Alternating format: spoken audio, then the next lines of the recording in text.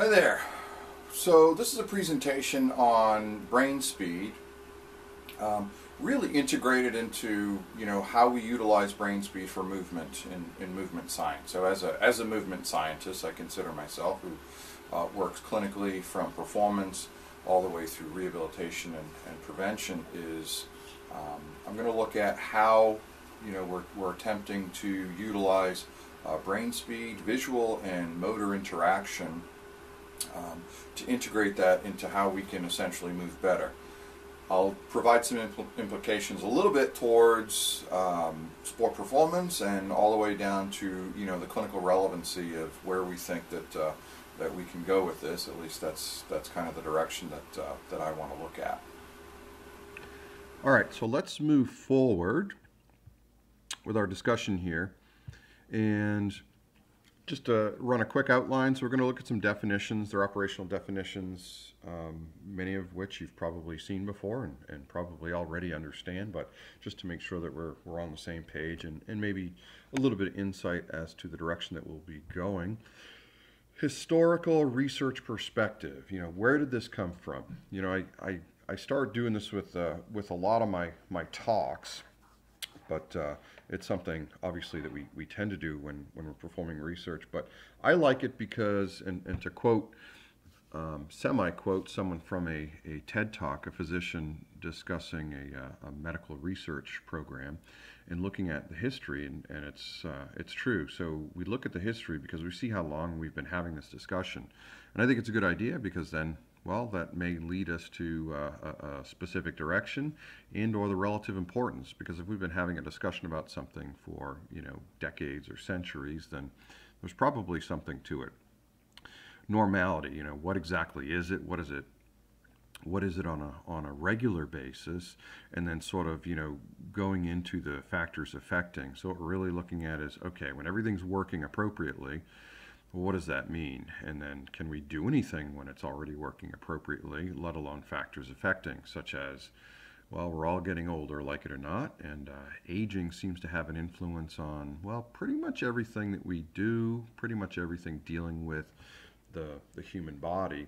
And then maybe some other things such as, neurodegenerative disorders, Alzheimer's, dementia, things like that, but then possibly even considering traumatic disorders. So things that actually happen, at much younger years, so not necessarily associated with just simply getting older. And not to say that neurodegenerative disorders is just that.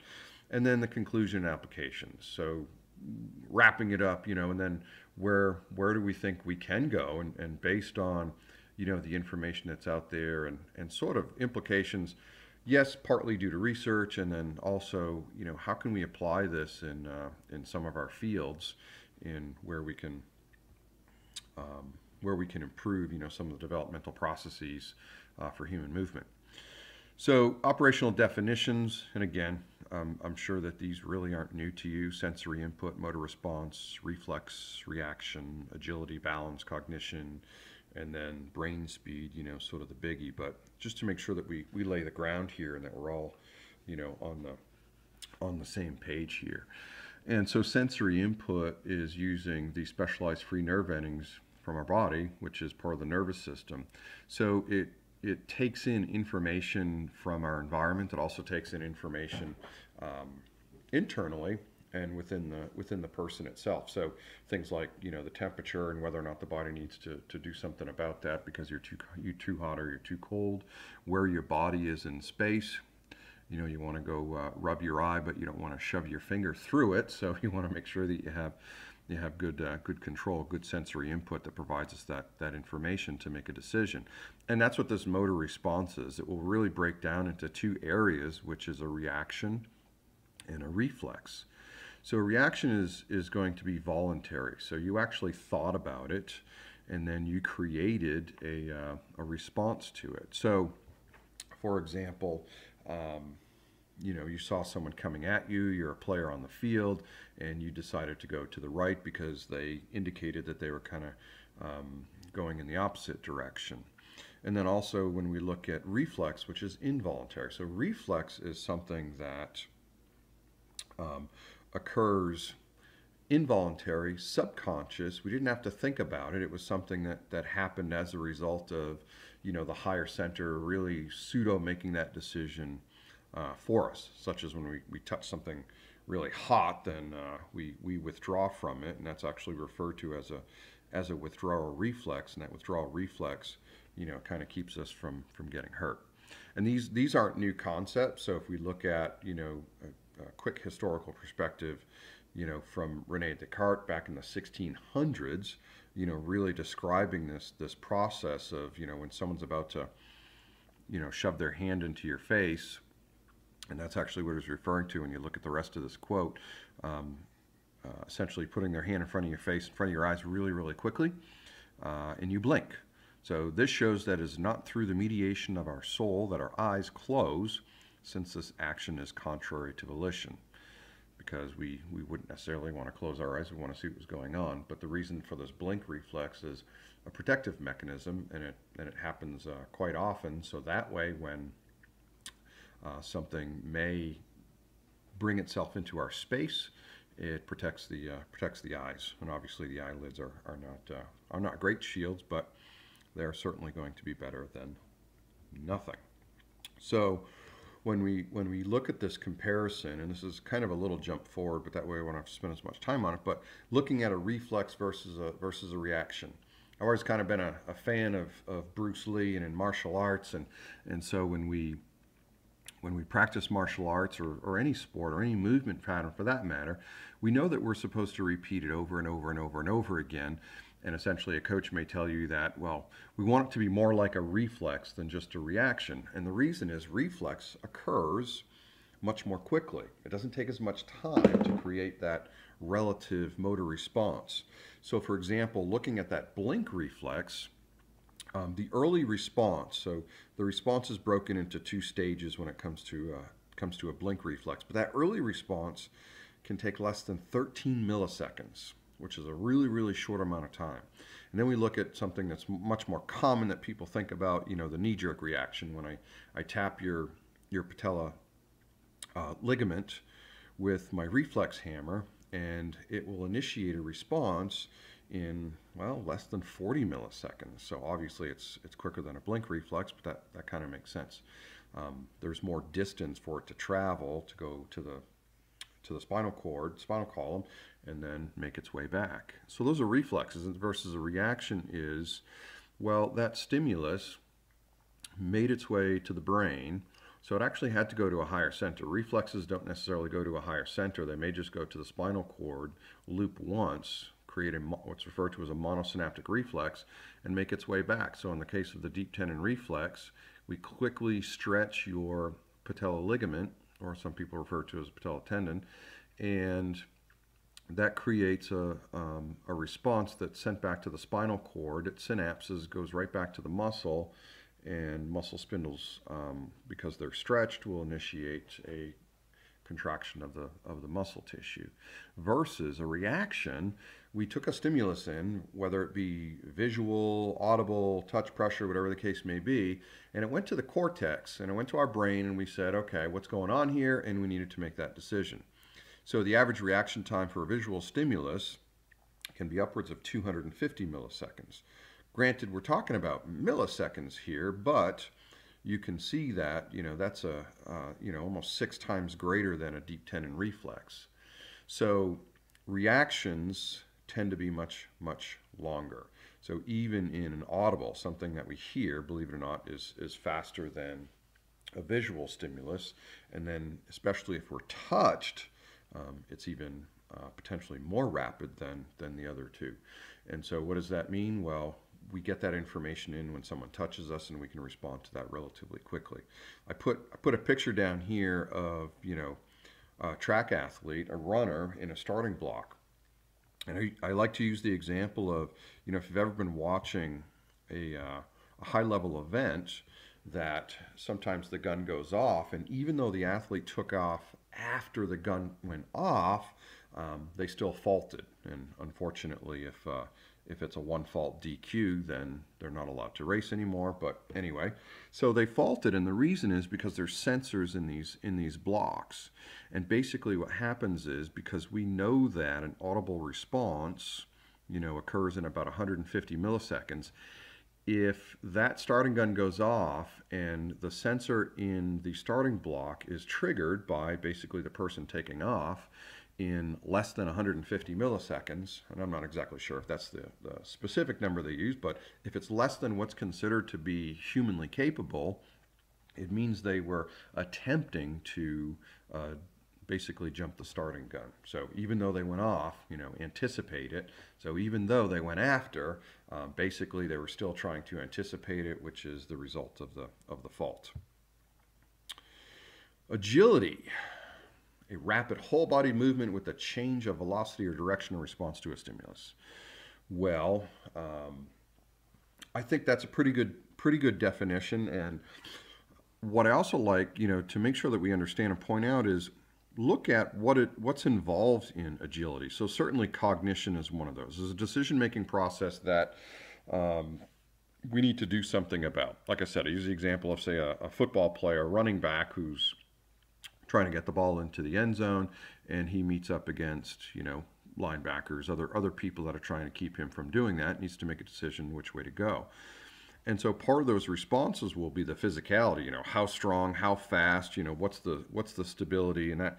So this tends to be, when we look at the physical component, tends to be a major, component as to, developing someone's agility. And then we also look at the technical aspect. What is the capability of that person, along with the physicality, to be able to specifically manipulate the parameters of human movement with regards to themselves, and go back to the physicality. So there's some overlap here, but look at all the factors involved in what actually creates an agility pattern, and it's not quite as simple as we may think. Balance, the ability to maintain one's center of mass over their base of support. Well, that's really a static balance. So we need to maybe further define that. Well, what kind of balance are we interested in, and how much information does measuring static balance give us? Well, if you're an older adult person, if you've had a concussion, if you've potentially had an injury, yeah, that may actually be important to us. So we have Romberg's test, which gives us Romberg's quotient. So it gives us some indication as to what's going on when we test you in that static position.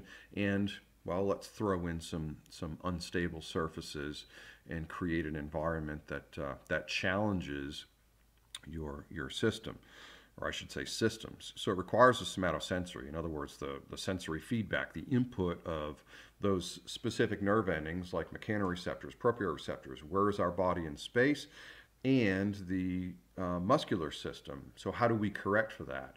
So there's this overlap with your vestibular and your visual system. So your vestibular system will give you some indication. So even when your eyes are closed, because when our eyes are open, our eyes help us to provide a level horizon. So when we close our eyes, we've lost that. So then we have to rely on the vestibular system to know whether we are upright or leaning to one side or the other. And then that information will go back to the motor system to straighten us up, move us from that left deviation back over to center, possibly even some overcompensation.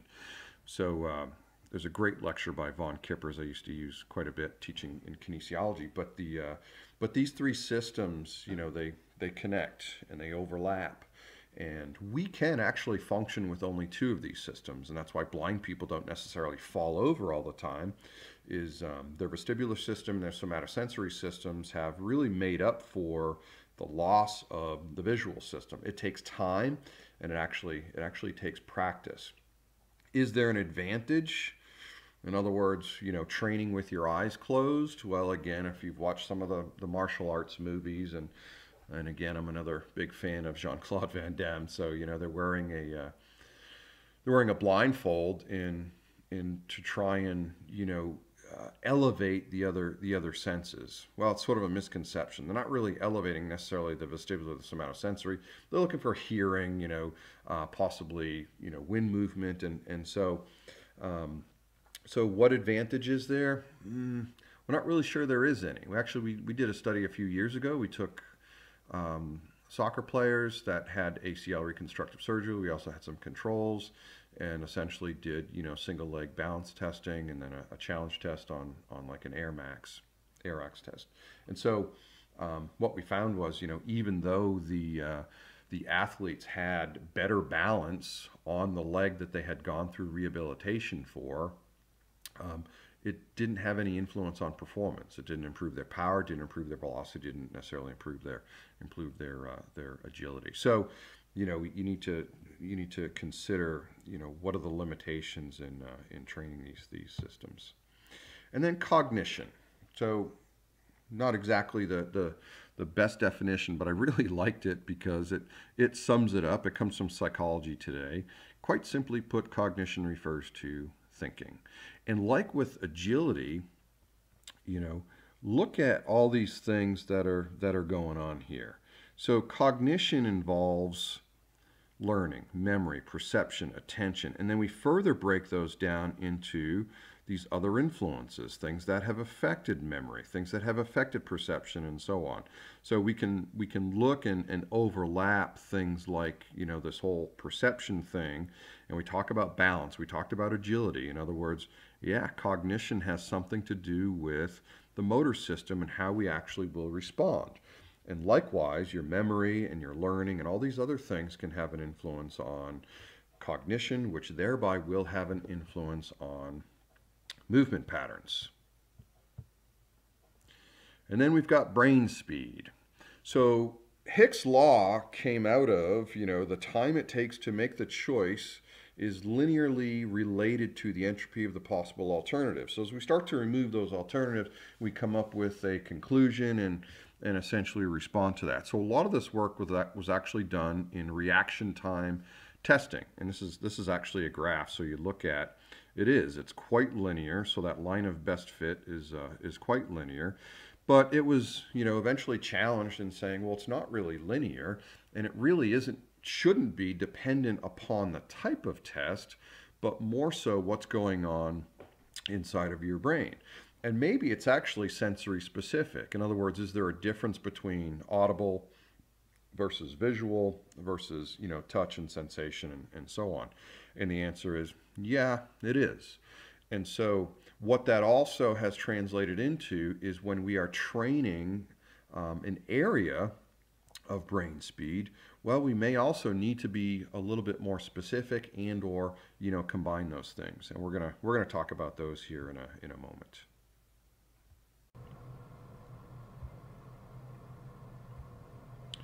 So let's take a little look at where this started from. It's not new. It's been around since the 1970s, and it was referred to as the speed of processing, and it was developed by Barron, and it was really more so due to the fact that cognition seemed to be declining, and to figure out a way that if we could reduce that process. So it's been associated with several different motor skills and different types of common tasks, activities of daily living, things that we actually evaluate in older adults in long-term care facilities like sit to stand and gait. And so this kind of gives us some insight as to the potential importance of where we can take this, and partly due because there are so many aspects that are involved in working with a thought process. It only kind of makes sense. And this is a classic right here. So if you look at this picture right here, you see probably one of two things. You either see a bunny, or you see a duck, or possibly you see both of them. So that's a classic in as to the insight as to how someone actually perceives things and the ability to perceive things, and is a classic test from that that point of view. So this reduction in processing has been linked to the bad drivers, and this is kind of a little joke down here.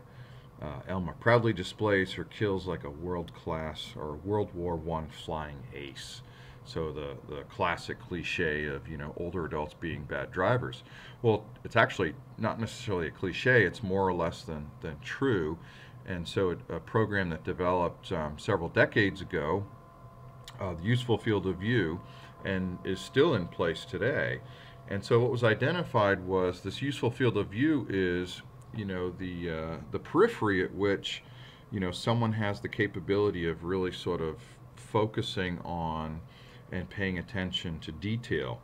So it's been established that older adults are more likely to lose focus and are more influenced by different objects as they pass by them, and essentially they lose that focus and they forget that they're driving, so to speak. But in any event, so the program was developed to really enhance and really fix that. So it was a visual program used to enhance the useful field of view, and so it actually works quite well. It's a cognitive type of training regiment, and it's progressive, so it actually is measurable, and it allows us to determine that someone actually has enhanced their useful field of view. So there's some baseline establishments as to what's considered useful, but more so we look at the individual and whether or not that they can progress. And that's important too, because some of the historical cognitive type of training was really focused on looking at trying to identify a specific deficit, and if someone didn't have a particular level of a deficit, would they actually benefit from this process? And we actually now know that you can. So brain speed, it's been associated with, as I mentioned, activities of daily living, and we can extrapolate that into sport performance as well as risk of injury, such as falling in elderly. And I'll show some statistics about why we should care about that a little bit later. Incidentally, there's a very high mortality rate after an older person falls within that first year, with the loss of independence and inability to recover and so forth. So two of the more recent, landmark studies that looked at, cognitive type of training, specifically geared towards processing or brain speed. So the impact, very, very large cohort, and then we'll look at the active here in a second, which also has an extremely large cohort. They were both in older adult populations, elderly populations. And so they developed a certain type of programming to be progressive, and it was quite comprehensive and really showed a unique aspect to how well these folks actually developed. And so if we look at the impact study, the auditory processing speed increased by 135% on average by the people that were involved in that process. And what that really translates into is for example, someone's ability to retain focus on having a conversation or listening to directions and understanding something that they may actually supposed to be doing. And then there's the active study, which also used the BrainHQ, the brain speed of processing, dramatic improvements in multiple areas of cognitive abilities. And then what I also find very unique and interesting is almost a 36% reduction in the risk of serious health-related quality of life decline. And so what that means is, as older adults either get injured, they succumb to illness, one of the things that happens is they atrophy very, very quickly. They lose strength very, very quickly. And so their ability to regain those sorts of things can be not only impaired, but they may never actually get that back. And so that's a serious problem, because then they're no longer independent. So in these long-term care types of facilities, there's criteria before they can be discharged, and And that's important that they be able to retain that. And then the other really cool thing is, the effects lasted quite extensive lengths of time, and so, that has a wonderful diurnal effect. So when we look at, well, how do we assess this, and how did we actually know? So there's a test referred to as the Hawkeye test. I'm going to fix that right there. So the Hawkeye test, it's an online training test, and I'm going to show you exactly what this is in a moment. So it's a computer-based assessment, and what the individual does is, once they start this assessment, you'll see that there's a group of birds here, and there's one that's actually different. And so once you initiate the program, you are supposed to be able to determine which one of those birds is different, and you just slide your cursor over it, and you click on that bird. And it's not a reaction test. So what happens is as you improve, and again I'll show you this in a moment, but as you improve, the length of time, the duration at which it shows you that set of birds reduces.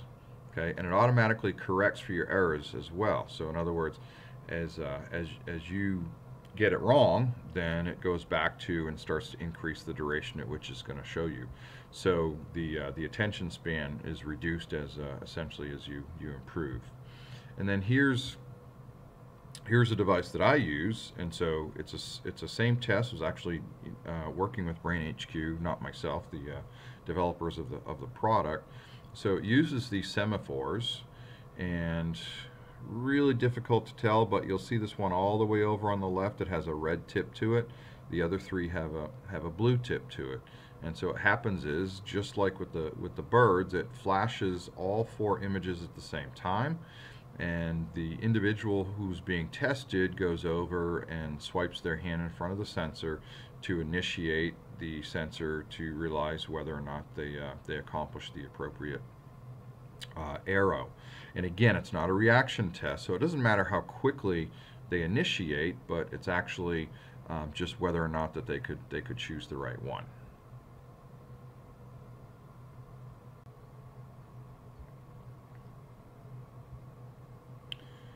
So now we'll look at sort of the norms or normality and some of the factors affecting, and of course, this is overall just an introduction and a relative brief overview.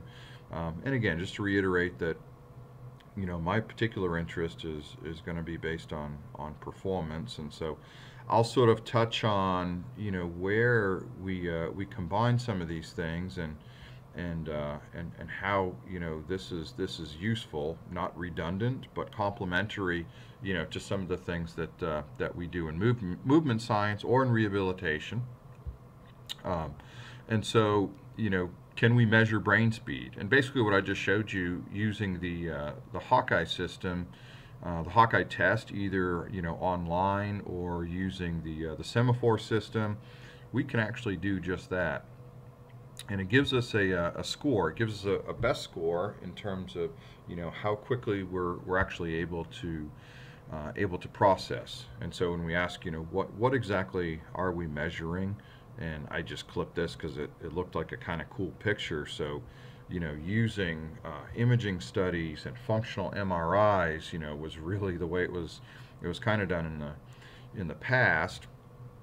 So basically what's going on with the Hawkeye system is it's sort of an outcomes representation of what's going on, inside of the brain. So obviously we're not looking inside of the brain, but it's giving us a functional based outcome of sort of the window into what's going on.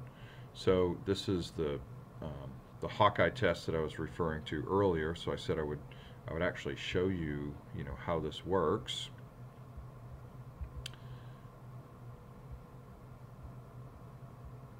So you will initiate the start. It flashes, and then I need to go pick. Okay, and if you look up here, this is an indication of a couple things. It tells you that you actually got it right, and it's showing you the length of time, the duration that it is exposing those pictures. And then over here it shows you your trial number. So what that's at, right now it's at 562 milliseconds. It just went down to 422 milliseconds. So what it does is at the end it actually generates a score, and like with the WITTYSem system, it tells us, you know, how we were able to, and if possible, if we could actually pseudo bottom it out, or in other words get the best score. You'll notice on that one that because I got it wrong, it actually went back up. So it's looking for a repeat, you know, analysis to make sure that I wasn't just getting lucky on those, and then in fact it was consistent. So that's again 230 milliseconds, you know, which is about a quarter of a second. A full second is 1,000 milliseconds. And then this is looking at the Hawkeye. So this is the physical system.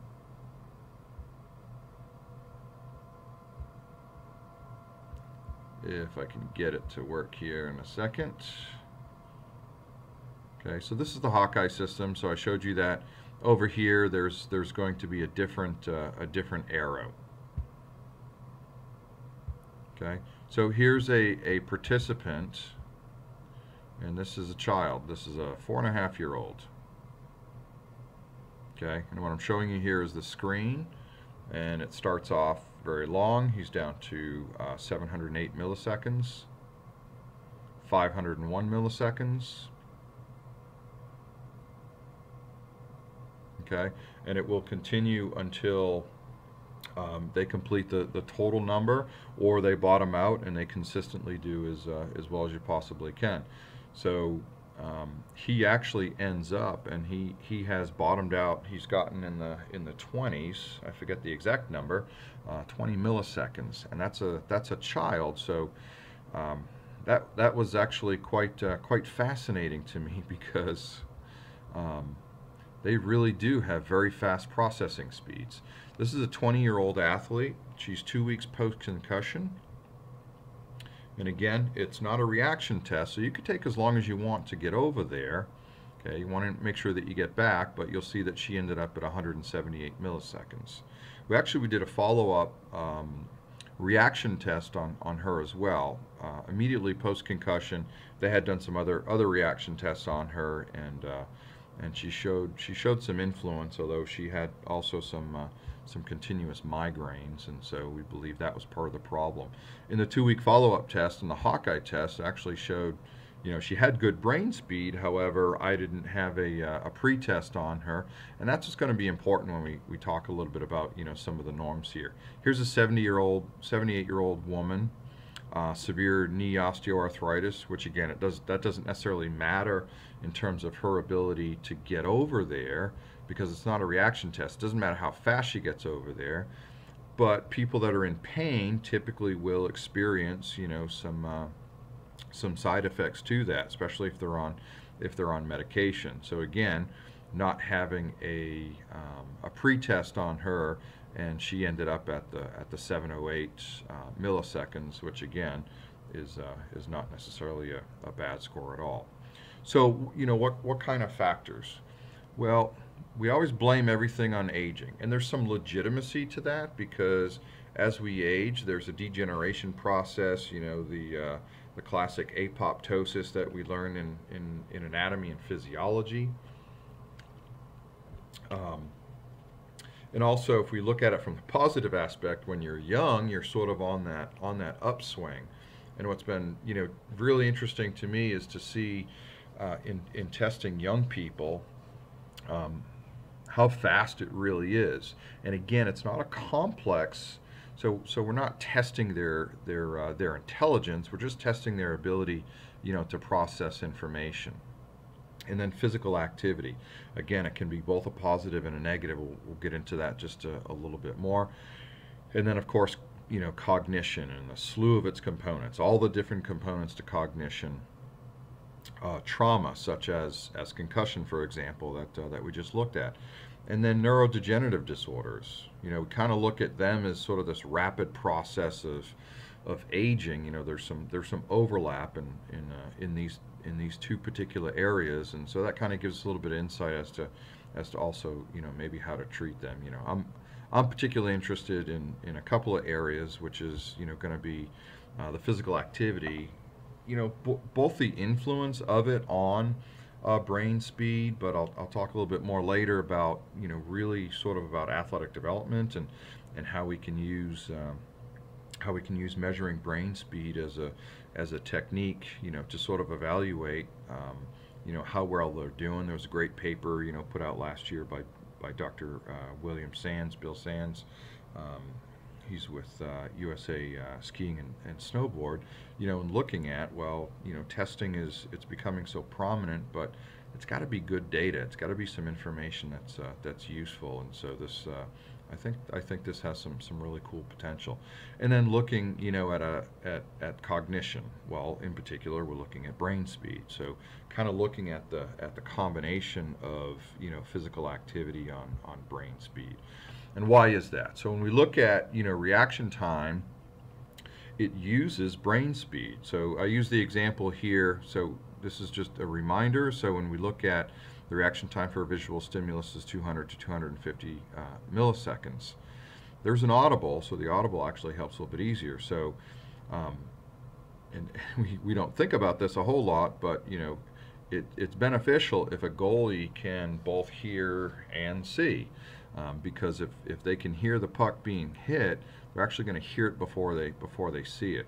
So here's the example of recognizing. So it takes about 75 milliseconds. The puck gets into view before the goalie actually gets to pick it up. So that's not a lot of time. So they need to be able to respond to this relatively quickly. And what we find is people typically in these situations that have to have very fast reaction times have very, very good brain speeds.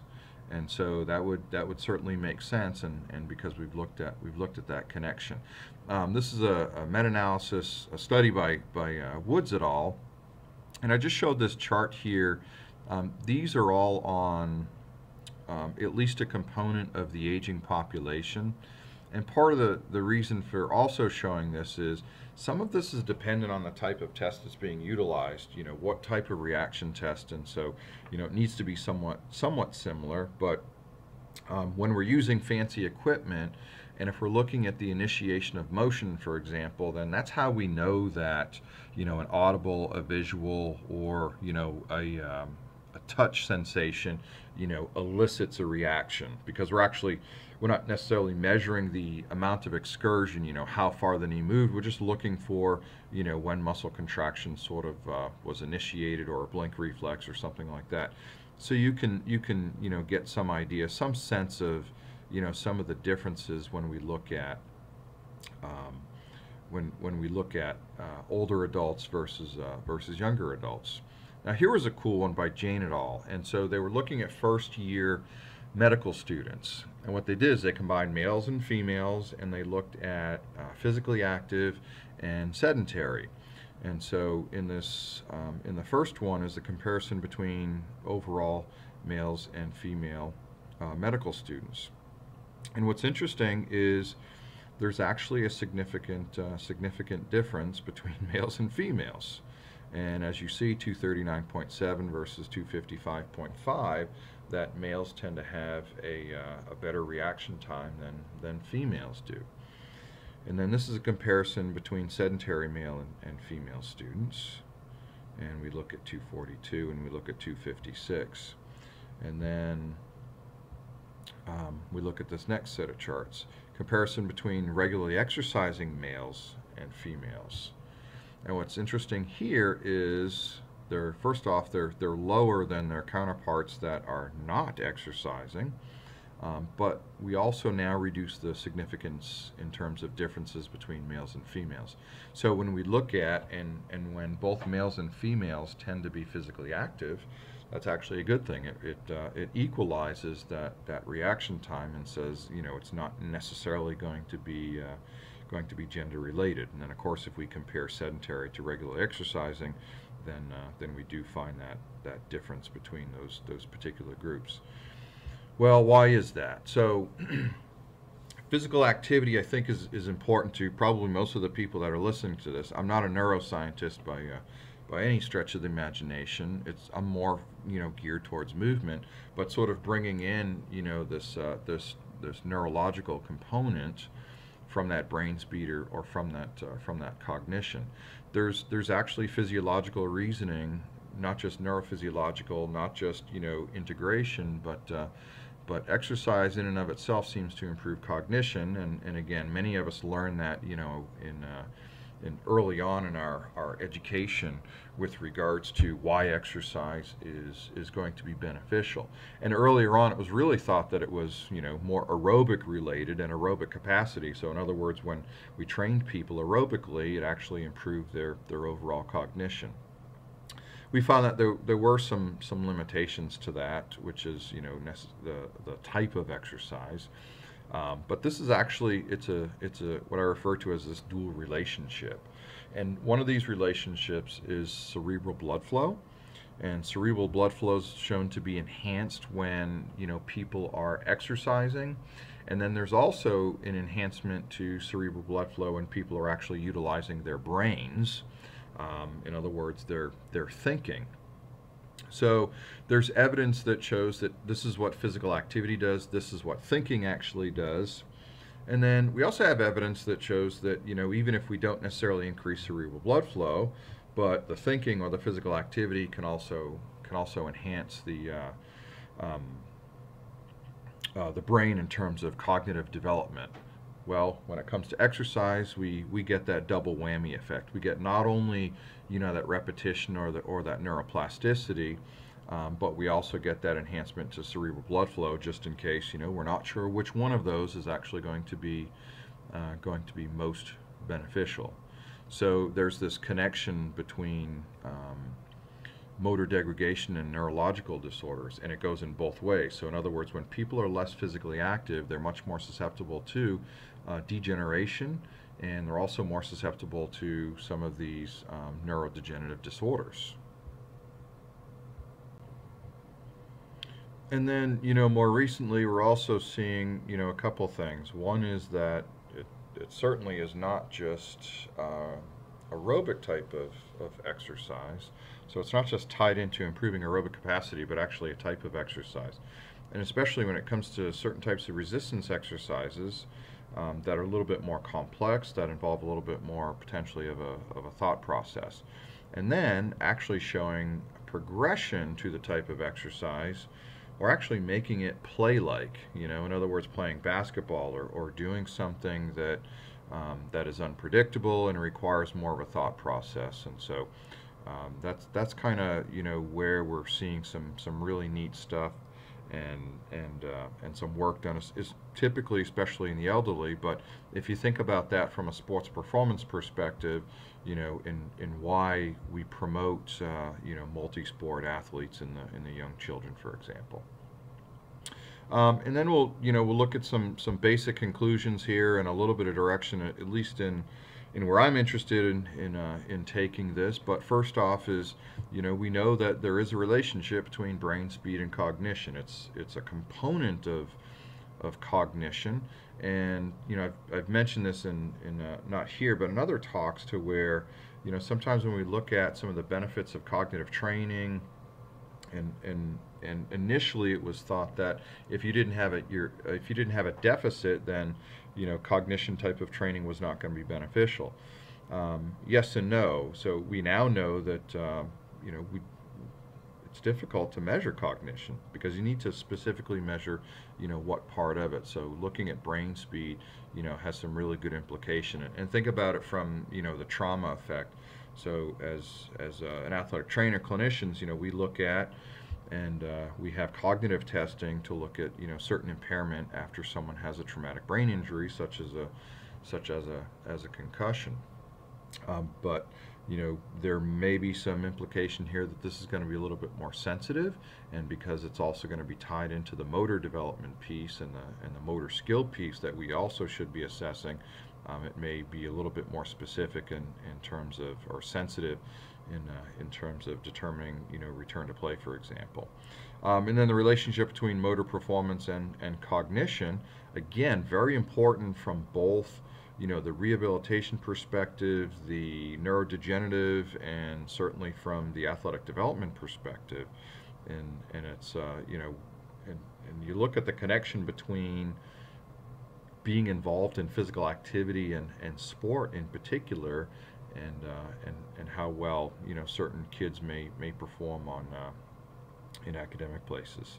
The relationship between brain speed and motor performance. So that's obviously the subcategory of cognition, and again, that's the specific area that I'm particularly interested.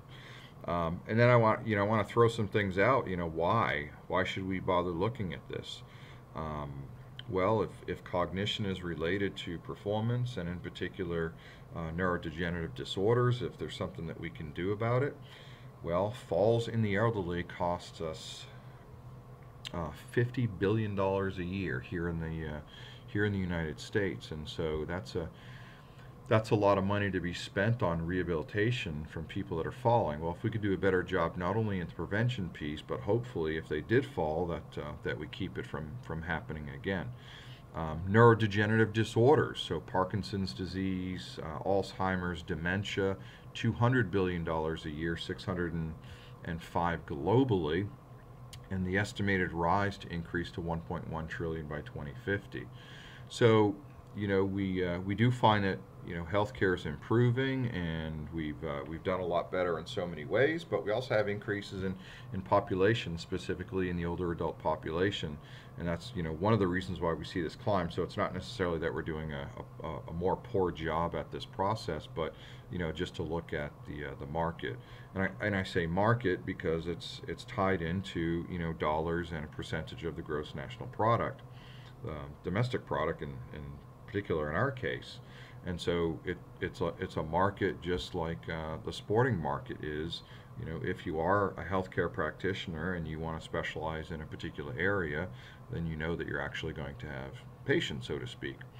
And then I just quickly clip this because this is a great paper in randomized trial of cognitive speed of processing, and this is specifically for Parkinson's patients. There's some really cool stuff done in rhythmicity and using music and whatnot to reduce the effects of Parkinson's, the neurodegenerative disorder, on movement patterns such as gait, for example. And again, if we can enhance gait patterns, if we can enhance and improve independent living and reduce the risk of falls and so on and so forth, that's also a very positive thing, and reducing again a percentage of healthcare costs. And this is actually the sporting goods industry, so this isn't even sport in and of itself per se, but again, almost $500 billion a year spent in the sporting goods industry, and so there's a lot of money in those areas, and which usually means a lot of people are involved, and that usually means that there's opportunity there. Future direction, standardization. It's tough because a lot of this is like, say, preseason testing or getting some baseline information. So easier with sports because we can usually do a preseason test and we can get some of that information. So then when someone is injured or they don't seem to be doing as well, then we retest them, and it provides us some data. So it gives us some insight as to whether they're going up or whether they're going down. And again, I'll refer back to that paper by Bill Sands. They did a really cool thing in using an algorithmic approach to whether or not they needed to change training volume, for example, based on certain parameters. Correlating brain speed to other measurable tasks, such as the overall performance, and if they had an injury, if they're overly fatigued, if they're in pain, how that actually influences. Using these tasks as training and determining an effect. And so, we know that in neurodegenerative disorders, if we train for brain speed, then thereby we train cognition, and thereby we also improve the overall performance. We'll even think about that from an athletic development perspective in how we can enhance the overall attention span, for example, even during a session of practice or training. and there's some interesting opportunities there. Athletic and patient development. So this, this is for me a particular area of interest. How does this integrate? So if we think about, where sport performance actually ties into motor performance, where it ties into cognition, and I, in my operational definitions, I provided the definition of balance, but I didn't really talk about that a whole lot. But looking at the influence or the aspect of balance in relationship to this whole area, this whole connection of brain speed, cognition, and overall motor performance. And like with brain speed, or like with some of the other areas that we test, utilizing progression and utilizing extra challenge. So we're going to look at right here. So this is a progressive reaction time. So this is referred to as level 1. And what we mean by that is there's not too much overload with regards to the field of view or overall cognition. So this is just going to show up one green square, and only one of the sensors is going to light up. So that's all you have to look for.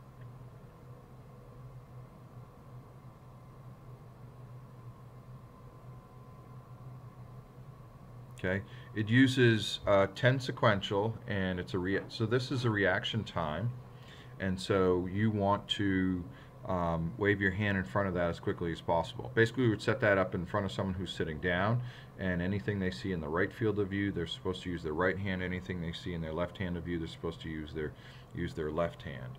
So there's not a high cognitive load on there. There's not a high cognitive challenge, and at the end, can't see that too well. At the end, it actually gives us a time score. Of course, I was recording this and doing it only with my right hand. So, and what's interesting, the data that we're finding is really should be slightly less than 10 seconds for this particular score. And what you can't see right here is also what's interesting is it shows us step by step, the time frame in between each one of those squares being presented. So we can actually break down that data, and literally we could look at the left versus the right and how much time it took in between when it was in the right field of view to a right-handed reaction versus a left-handed view and a left reaction. So this next one is actually going to be the progressive component. So the progression will be, now each one of these is actually going to shine a different object or nothing, and potentially a different color. So we're looking for the red 8 only, and we swipe the red 8. So the problem now is not only do you have to just find the particular screen that you need to be able to differentiate between the color and whether or not something actually showing. And then we could even take it a step further if we really wanted to, and show an 8 along with a 3 along with an A, and also have them to be different colors.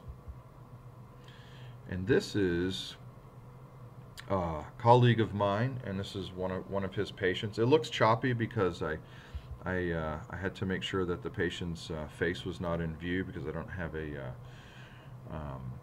release for this particular patient. So this is an autistic young woman, and she's actually exercising. So she's walking on a treadmill while also finding